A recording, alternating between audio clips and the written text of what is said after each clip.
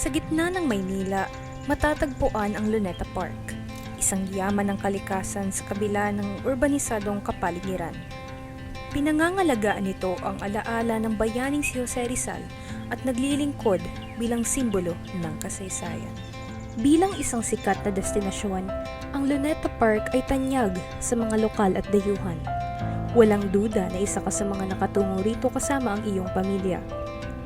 Ito'y isang pook kung saan maaari kang makahanap ng kaligayahan, kapahingahan at kapayapaan. Isa din sa mga importanteng papel sa Luneta ay ang mga litarista dito. Sila ang mga tagapagkuha ng litrato na nagbibigay buhay sa mga alaala dito.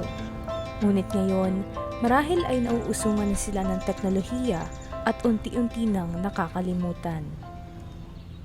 Ako si Rico Gaurano. Si Cecilio Compok, president ng SMP Live. Nagsimula ako 1978 hanggang ngayon. Di pa kayo buhay na. Nag-start po ako dito 18 years old. Sa hanggang ngayon, nandito pa din. Habang namamangha ang mga bisita sa magandang tanawin, makikita ang mga litarista na nakasuot ng mga vest na blue at orange. Naglilibot sa parke sa pamamagitan ng mga bisikleta o paglalakad sa ilalim na mainit na araw para makuhaan ng litrato ang mga bumibisita. Marami na ang pinagbago ng panahon mula noon at ngayon. Maaaring mayroong maiiwan at mayroong darating.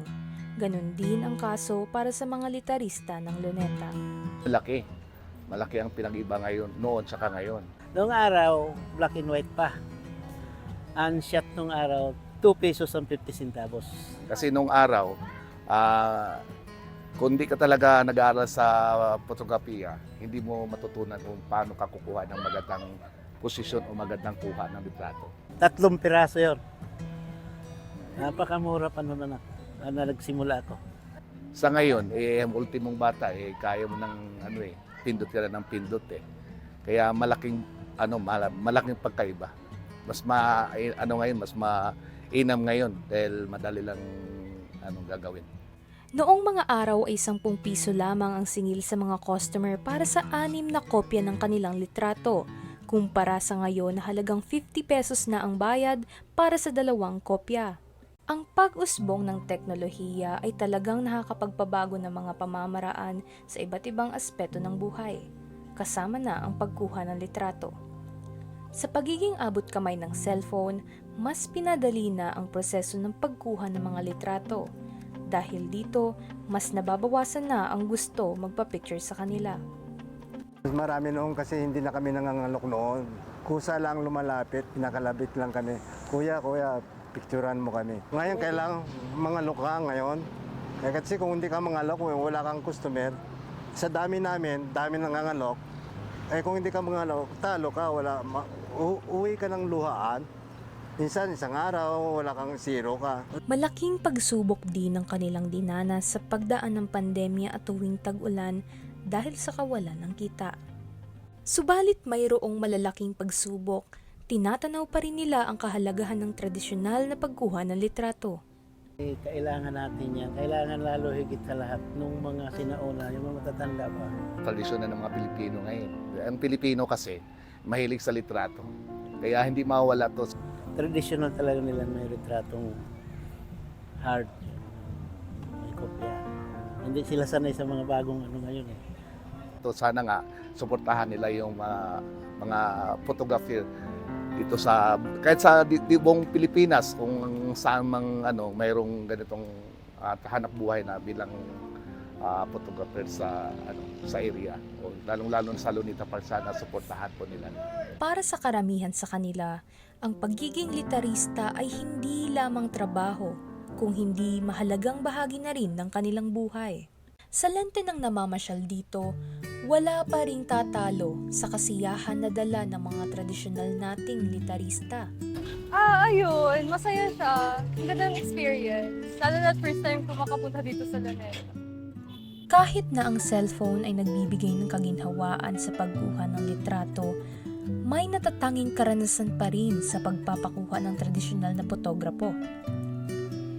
Ito ay hindi lamang simpleng pagkuha ng litrato, kundi isang karanasang may kakaibang personal na koneksyon at pagsasali ng damdamin sa bawat kuha.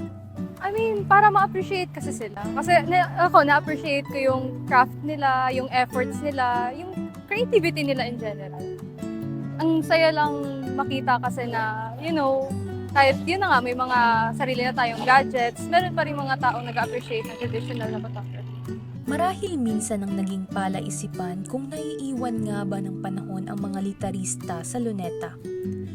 Ngunit para sa kanila, malaki ang pagmamahal nila sa trabahong ito. Gawa ng napakasarap ng hanap buhay dito dahil wala kang amo na. Sa hanggang ngayon, nandito pa din. Sarili mong oras mo. Sarili mong oras mo. Sarili mo lahat na galaw mo nasa sa iyo. Hindi wala mag-uutos sa iyo, ay maghanap buhay ka. Wala ka na. Hanggang ngayon, nandito pa rin dahil siyempre, kung mahal mo yung hanap buhay. Pasyon na talaga ito dahil magaang na trabaho. Ay tulad sa amin yung may mga edad na hindi na tayo tatanggapin sa trabaho.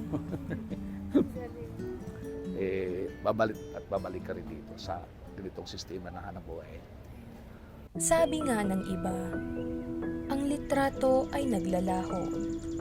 Ngunit para sa mga litratista, habang meron pang luneta, sila ay nandito para manatili.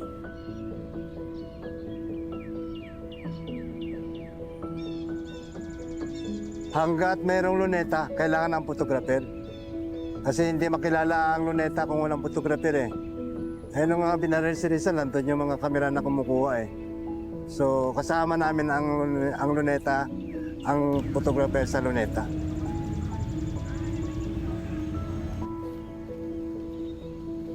Para ito yung pamitin. Kaya.